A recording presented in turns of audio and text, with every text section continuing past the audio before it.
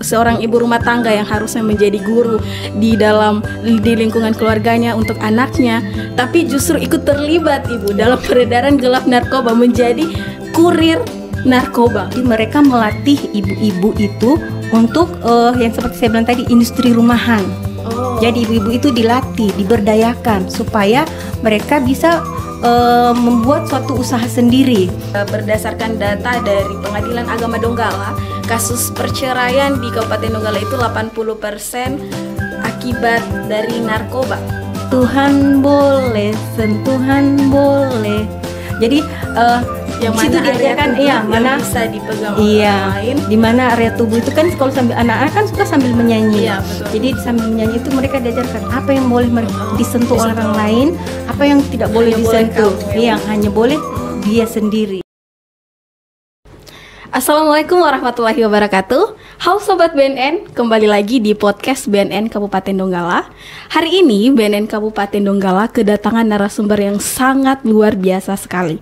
Beliau adalah Kepala Bidang Perlindungan Hak Perempuan dan Perlindungan Khusus Anak pada Dinas Pemberdayaan Perempuan dan Perlindungan Anak Kabupaten Donggala. Beliau adalah Ibu Oktavia Purnamasari, SST MKes. Halo Ibu, apa kabar Ibu?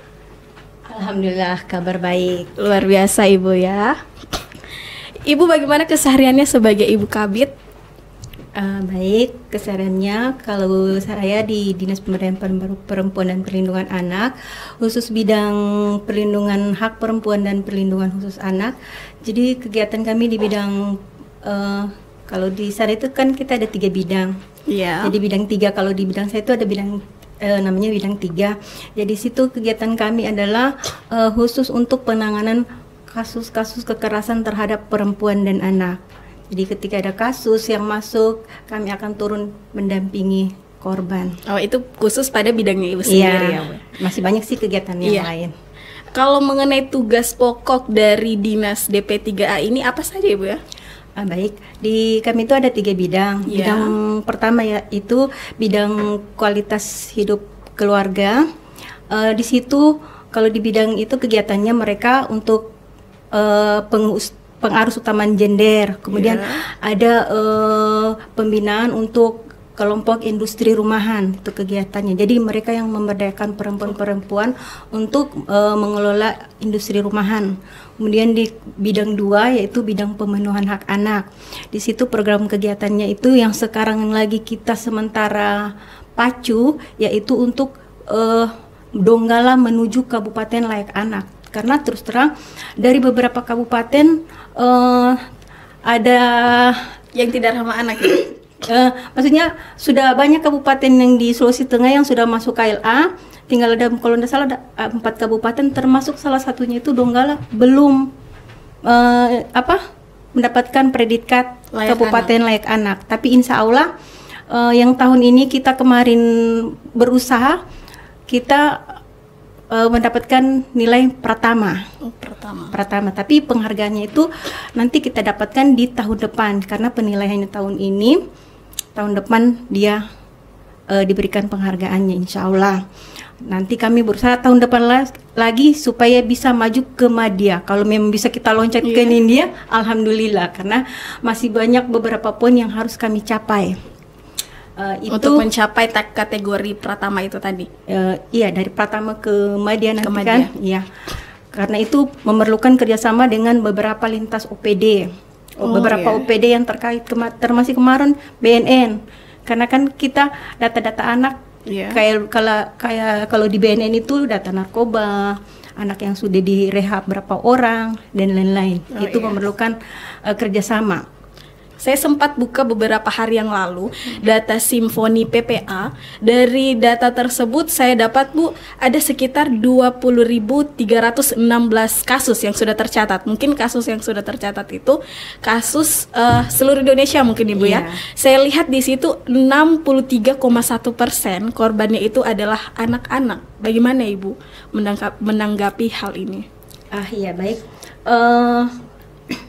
Memang di DP3A atau di pemberdayaan perempuan, dinas pemberdayaan perempuan, kita ada pelaporan itu melalui Simponi. Simponi itu sistem informasi online. Jadi semua pelaporan data kasus kekerasan pada perempuan dan anak akan dilaporkan di Simponi.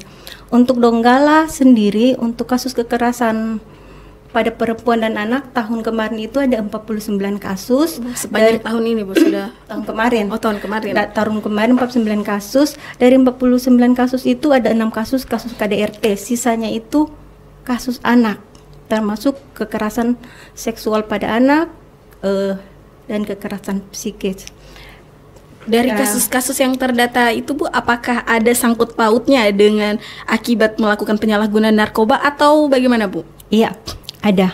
Kalau yang tahun ini kan kita yang terdata sekarang ada 31 kasus. Ya. Dari 31 kasus itu kemarin kalau kasus anak ada 2 kasus itu akunya itu ya pengguna narkoba dia. Iya betul sekali Bu. Sebenarnya banyak sekali fenomena-fenomena yang sudah terjadi di lingkungan masyarakat akibat dari melakukan penyalahgunaan narkoba ini. Mulai dari KDRT Bu ya, bisa jadi anaknya jadi mencuri karena sudah ketergantungan dengan narkoba, terus terjadi KDRT, terjadi pelecehan orang tua kayak tadi dengan anaknya. Kemudian ada yang sangat miris lagi Bu, seorang ibu rumah tangga yang harusnya menjadi guru di lingkungan keluarganya untuk anaknya, tapi justru ikut terlibat Ibu dalam peredaran gelap narkoba, menjadi kurir narkoba. Bagaimana DP3A menyikapi hal itu Ibu? Iya baik. Untuk tanggapan kami masalah ibu rumah tangga yang menjadi kurir narkoba. Nah itu mayoritas ya ibu-ibu yang menjadi kurir narkoba itu adalah dari kalau yang saya lihat dari kalangan ekonomi ke bawah. Jadi mungkin latar belakang mereka melakukan itu kalau kita lihat faktor ekonomi. Yes, ya betul sekali. Karena faktor ekonomi, misalkan dia seorang ibu single parent, kemudian kebutuhan dalam rumah tangga itu sangat terdesak dengan kebutuhan anak untuk mencukupi kebutuhan anak-anak. Jadi mungkin jalan satu-satunya dia menjadi kurir, karena kalau untuk menjadi kurir narkoba itu kalau yang saya saya baca atau saya pelajari, dia menawarkan dengan upah yang agak tinggi. Jadi memang ibu-ibu mungkin tertarik. Kok ini lebih tinggi daripada dia mau cari pekerjaan agak sulit. Jadi mungkin terpaksa ibu ini melakukan hal tersebut karena dengan janji-janji upah yang begitu tinggi. Kemudian ada juga karena diminta oleh pasangan. Jadi ada kasus seperti itu? Iya, ada pernah kasus seperti diminta oleh pasangan, suaminya ini menjadi perantara antara penjual dan pembeli, istrinya dipaksa untuk menjadi kurir. Jadi karena takut sama suami, jadi si istri terpaksa melakukan hal ini. Itu hal yang kedua. Kalau dari ini saya kembalikan lagi dengan program-program yang Ibu lakukan tadi, khususnya di bidangnya Ibu, apakah ada pelatihan-pelatihan khusus yang diberikan kepada ibu rumah tangga atau anak-anak Bu untuk mencegah terjadinya hal-hal tersebut? Baik. Kalau untuk pemberdayaan perempuan itu ada di bidang 1, di bidang 11. Jadi di situ ada untuk pemberdayaan perempuan. Jadi mereka melatih ibu-ibu itu untuk yang seperti saya bilang tadi, industri rumahan. Jadi ibu-ibu itu dilatih, diberdayakan supaya mereka bisa membuat suatu usaha sendiri. Jadi dibuatkan bimtek atau pelatihan. Setelah itu mereka data apa kebutuhan ibu ini. Misalkan dia penjual nasi kuning, yang dibutuhkan apa bahan-bahannya. Jadi didata, setelah itu nanti dibagikan alat-alat apa yang akan mereka butuhkan untuk industri rumahan tersebut. Ibu kalau untuk masuk ikut pelatihan di DP3 ini, apakah ada kategori-kategori yang harus dipenuhi dari ibu rumah tangga ini, atau boleh langsung ibu saya mau ibu ikut pelatihan ini? Biasanya sebelum itu mereka mendata dulu ke desa-desa. Siapa-siapa perempuan-perempuan yang ada di desa itu atau ibu-ibu yang ada di desa itu yang bisa diikutkan dalam pelatihan ini. Jadi didata dulu. Didata, dilihat dari tingkat apanya ini Bu? Yang boleh ikut? Ekonomi lemahkah atau memang dilihat saja keluarga ini yang cocok? Ada kategori-kategori apa Bu, sehingga keluarga ini bisa diambil untuk diberdayakan melalui program DP3A ini? Sebenarnya tidak ada kategori tertentu. Tidak ada, Bu. Cuma biasa kayak kalau kita mau bikin sosialisasi, kita dalam dinas itu bisa kita rapat. kita rapat. Misalkan karena 3 bidang ini saling ada keterkaitan. Biasanya kita melihat dulu, oh di mana kasusnya yang banyak, di sini. Misalkan biasa kita fokus ke keluarga korban. Oh keluarga korban ini bisa macam ibunya diberdayakan, dikasih ikut pelatihan ini, gitu. Kalau untuk anak-anaknya tahun kemarin saya sudah melatih. Sebenarnya saya bikin pelatihan itu namanya konselor sebaya untuk anak-anak yang pernah jadi korban. Cuma kan anak-anak ini tidak saling mengetahui kalau mereka itu korban. Kita hanya undang saja, tapi kita sudah kasih tahu sama jangan cerita ke temannya kalau kalian adalah korban. Jadi kita latih bagaimana dia menjadi konselor sebaya. Jadi dia bisa membagi pengalamannya waktu dia jadi korban itu, bagaimana dia bisa berbagi dengan teman-temannya, apa yang bisa dia bantu. Jadi dilatih, termasuk kemarin kita bawa narasumber dari BNN juga, dari kejaksaan, dari pengadilan, dari kepolisian, untuk memberikan pelatihan para korban tadi pada anak-anak tadi. Ibu, saya ada berdasarkan data dari Pengadilan Agama Donggala, kasus perceraian di Kabupaten Donggala itu 80% akibat dari narkoba. Bagaimana menurut DP3A yang korbannya itu adalah ibu rumah tangga dan juga anaknya? Dari kasus perceraian yang korbannya itu adalah ibu dan anak. Baik, untuk kasus perceraian karena penggunaan narkoba, sebenarnya tanggapan kami dari DP3A untuk kasus ini, kita memberikan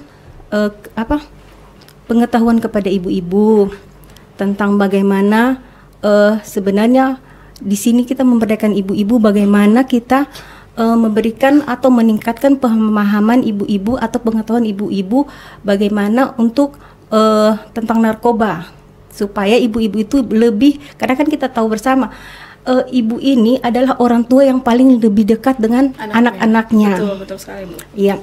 Jadi kedekatan inilah yang bisa saya rasa yang bisa untuk dari ibu untuk mendekati anaknya, bagaimana memberikan pengetahuan, pemahaman kepada anak-anak apa itu narkoba. Tentunya ibu ini harus tahu terlebih dahulu apa itu narkoba, dampaknya, dan dia bisa mengajarkan kembali kepada anak. Terus komunikasi di antara keluarga. Karena kita tahu bersama, karena kalau keluarga yang kurang harmonis itu kan bisa memicu anak-anak untuk mencari tempat lain yang menurut dia lebih nyaman. Jadi kita tidak tahu di luar sana dia merasa nyaman dengan temannya kan kita belum tahu teman ini yang dia jadikan tempat pelarian ini teman seperti apa. Betul sekali. Berarti kontrol utamanya ini adalah seorang ibu. Iya, kontrol dan pengawasan dari ibu. Bapak juga masuk di dalamnya. Namanya orang tua. Jadi yang paling utama itu hubungan dalam keluarga, harmonis hubungan yang harmonis dalam keluarga. Kemudian kasih sayang orang tua. Kemudian pemberian rasa aman dari orang tua kepada anak. Kemudian pendidikan agama dan akhlak itu juga penting. Iya. Ibu, saya terlintas kalau misalnya di lingkungan masyarakat ini, atau taruhlah di lingkungan saya, Ibu. Misalnya saya mengetahui ada korban kekerasan, pelecehan. Saya harus bagaimana prosedur pelaporannya ke DP3A ini, Bu? Saya melalui mana dulu? Baik.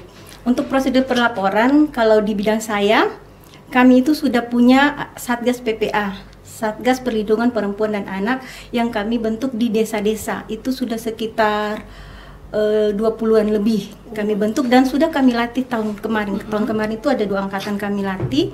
Jadi mereka sudah tahu apa yang harus mereka lakukan. Jadi ketika ada korban atau ada kasus kekerasan di tempat mereka, Satgas PPA inilah yang akan duluan turun. Mereka akan turun terlebih dahulu, kemudian melihat situasi dan kondisi korban, kemudian mereka akan melaporkan kepada kami DP3A untuk kami turun melakukan penjangkauan dan pendampingan kasus pada anak. Nah, tentunya di sini dari kami akan bekerja sama dengan Polres atau Polsek setempat, kemudian aparat desa, dan kalau dari kami itu yang dibutuhkan oleh Polres adalah pendampingan psikolog korban, karena ini diperlukan juga pada saat sidang nanti. Bagaimana kondisi psikolog korban. Jadi dari DP3A itu kita punya psikolog klinis. Ada psikolog klinis. Jadi nanti psikolog klinis ini yang akan membantu memulihkan trauma pada korban. Ibu tadi katakan sudah ada sekitar 20 satgas Ya, PPA yang terbentuk. Lalu bagaimana Bu kalau misalnya di suatu wilayah itu belum terbentuk satgas PPA-nya? Apakah boleh langsung datang ke DP3A untuk melaporkan ini atau bagaimana lagi Bu prosedurnya? Iya boleh. Kalau memang di desanya tidak ada satgas, boleh langsung melapor ke DP3A. Boleh. Okay. Karena saya juga sudah ada beberapa sih yang biasanya melapor ke saya atau teman di kantor. Karena kita sebenarnya belum punya hotline untuk melapor. Jadi sementara kami coba-coba buat hotline untuk pelaporan. Kalau mengenai tadi pendampingan pemulihan trauma pada korban itu berapa lama kira-kira Bu? Tergantung kondisi dari korban. Jadi ketika ada korban, kita lihat dulu kondisi korban. Kalau dari kami kan, kalau konseling awal itu bisa dilakukan oleh konselor dari kami karena sudah ada dua orang yang dilatih, yang sarjana psikolog 2 orang itu jadi konselor. Untuk konseling awalnya biasa mereka yang lakukan. Setelah itu dilanjutkan oleh psikolog klinis. Nah, dari psikolog klinis kalau memang dia rasa ada hal yang perlu dia lanjutkan ke psikiater, biasanya nanti dia akan merujuk ke psikiater. Tapi kalau memang masih sebatas mampu dia tangani, dia akan ikut tetap mendampingi. Dan kami mendampingi itu bukan pada saat ada kasus di tempat itu saja, tapi kami dampingi sampai di tempat sidang. Jadi pada saat sidang tetap DP3A itu dihadirkan untuk mendampingi korban. Kalau misalnya korban ini Bu selama mengikuti rangkaian mulai dari kasus pemulihan itu korban itu tinggal di mana Bu? Baik, kita lihat kondisi korban. Kalau memang korban itu kondisinya tidak aman di tempat tinggalnya, misalkan pelaku adalah orang terdekat atau bapak kandung, tapi kemudian dia kan mungkin tidak aman di situ karena takut di situ ada orang yang serumahnya ada pelaku. Jadi untuk kami ada namanya rumah aman. Rumah aman korban. Jadi biasanya korban kita tawarkan dulu apakah dia aman di rumah keluarganya yang lain atau bagaimana. Kalau memang merasa semua tidak aman untuk dia, kita akan coba bawa anak ini ke rumah aman. Kita punya rumah aman di sini, tapi kita tidak bisa kasih tahu tempatnya di mana. Ada rumah aman korban. Jadi kita akan taruh korban di situ. Dan selama itu akan kami dampingi terus. Iya. Kalau di DP3A sendiri ini Bu, apakah ada program pasca pemulihan? Maksudnya sudah selesai tadi sampai sampai sidang, terus sudah selesai sama psikolog. Masa kita kan tidak tahu mental seorang anak, taruhlah kalau mungkin misalnya dia korban pelecehan, apalagi pelakunya adalah ayah kandung sendiri. Apakah ada lagi DP3A ini melakukan pasca pemulihan melihat korban ini, atau ketika sudah selesai tadi dari psikolog maka sudah selesai? Iya, tetap ada pendampingan setelah selesai sidang. Jadi kita tetap kontrol kembali bagaimana kondisi anak korban ini, apakah dia sudah bisa kembali seperti dulu atau masih perlu pendampingan khusus. Tetap kita pantau terus. Ibu, selain dari Kabupaten Layak Anak ini, kegiatan apa lagi Bu yang ada di DP3A? Ya, kalau di bidang pemenuhan hak anak masih ada kegiatan yaitu pembentukan forum anak. Jadi forum anak ini adalah suatu wadah kreasi anak dalam isu-isu yang berkembang pada kalangan remaja, termasuk pencegahan penyalahgunaan narkoba. Masuk juga Bu. Iya.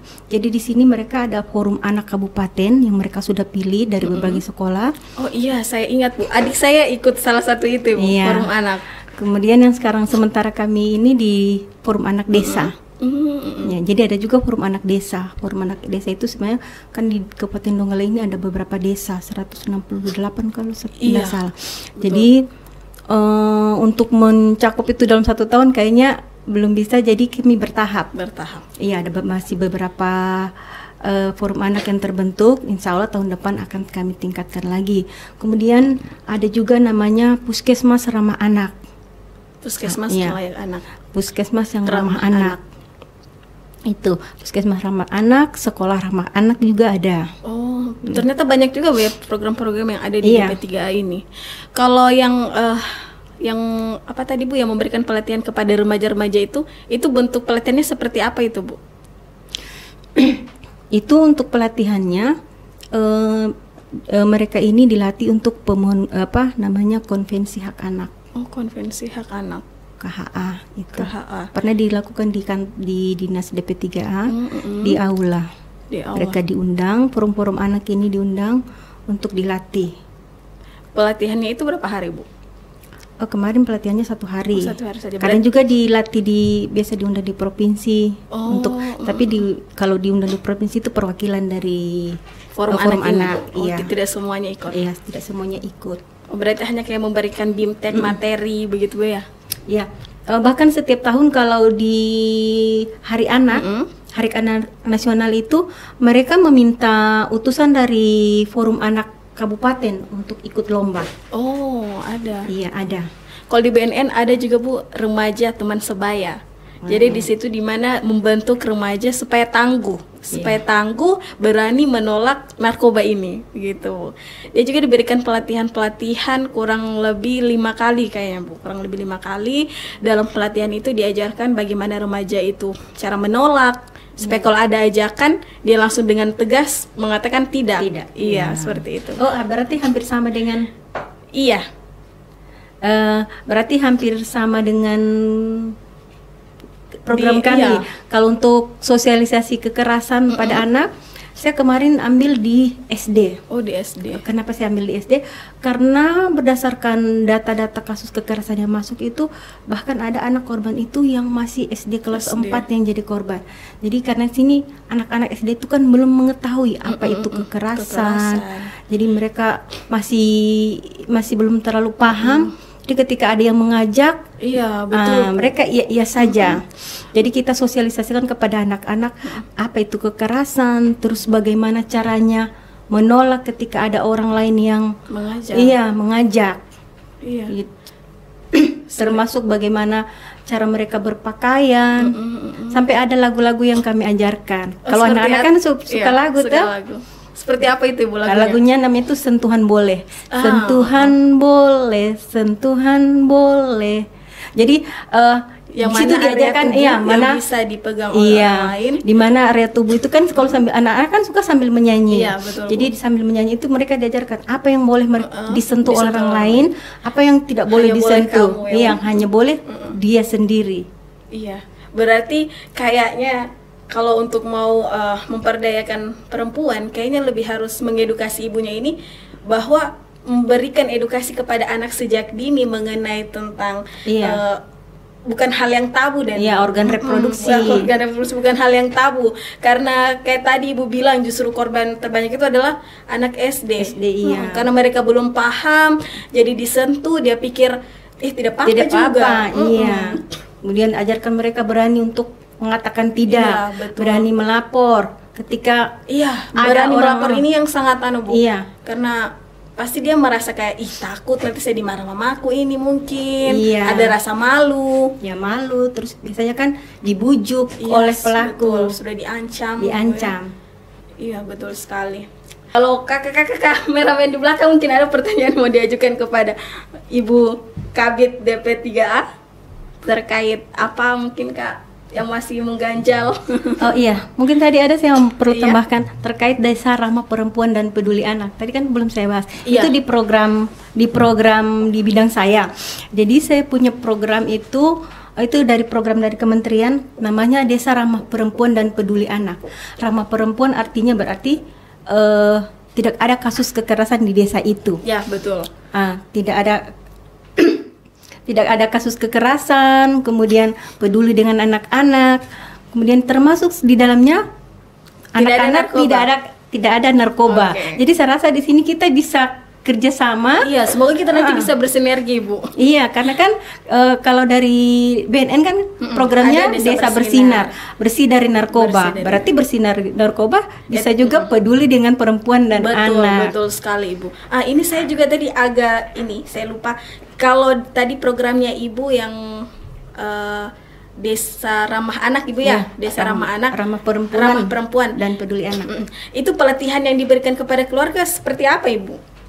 Kalau untuk desa karena ini kami kemarin baru membentuk. Sudah ada yang terbentuk. Iya, 6 desa itu ada di 3 kecamatan, Kecamatan Banawa, Kecamatan Banawa Tengah dan Banawa Selatan. Jadi saya masih ambil desa yang terdekat dulu karena baru untuk percontohan ya. Jadi untuk mudah kami pantau. Untuk pelatihannya sendiri kemarin karena saya punya dana kami terbatas, tapi sudah dijanjikan dari Dinas DP3 Provinsi, insya Allah di bulan depan, bulan depan November, karena mereka acuannya di SK sementara kami konsul untuk ditandatangan oleh Bupati. Jadi nanti dari DP3 Provinsi akan melatih desa-desa tersebut. Oh siap. Iya. Seperti apa itu Bu bentuk pelatihannya yang diberikan kepada keluarga? Iya, bagaimana desa itu menjadi desa ramah perempuan dan peduli anak. Mungkin yang diundang ada beberapa stakeholder yang terkait di situ. Dia kayak hanya memberikan BIMTEK begitu Bu ya? Iya. Oke. Itu saja. Terima kasih Ibu, banyak sekali informasi hari ini. Saya merasa sangat teredukasi hari ini teman-teman. Saya mendapat informasi bagaimana prosedur ketika misalnya kita mengetahui ada korban kekerasan anak maupun perempuan, kita bisa melapor pada Satgas PPA Bu ya. Terus atau bisa langsung datang ke Dinas DP3A. Oke guys, buat kalian di luar sana jauhi narkoba, karena ketika narkoba itu sudah masuk di lingkungan keluarga kalian itu sangat menakutkan. Oke, bye bye, sampai ketemu di podcast BNN Kabupaten Donggala berikutnya. Assalamualaikum warahmatullahi wabarakatuh.